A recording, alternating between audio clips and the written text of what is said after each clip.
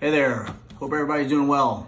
So, one of the things that I like to do, I do a lot of reading just on markets and business and finance in general, and you should too, and that'll be a subject for another video. But one of the things I love to do is read about just obscure investors that you may have never heard of that beat the market year after year after year over time. And so I was actually reading the journal last weekend, and I came across this article. Yes, I still read the journal paper. I know I'm old school, but I just like to feel and touch paper and magazines and whatnot. But anyway, I was reading the journal over the last weekend, and there was this profile on this guy named Willy The Kidd.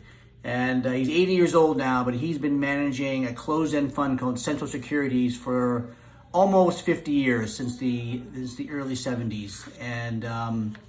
And over the last 20 years, he's resoundingly beat Warren Buffett. And in the close to 50 years he's been managing this fund, he is outpacing the S&P.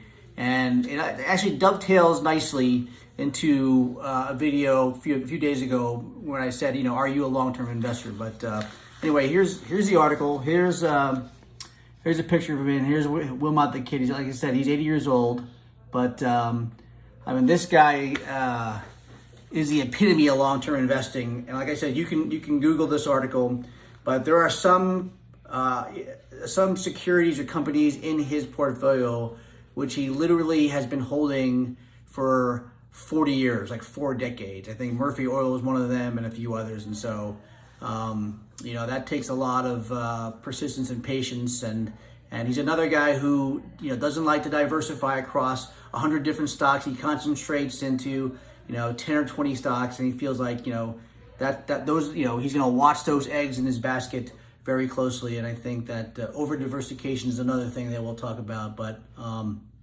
really interesting read. Willy The Kidd, 80 years old, crushing the S&P 500 over the last 50 years. More power to him. Love reading about guys like this, and there's many more like them out there.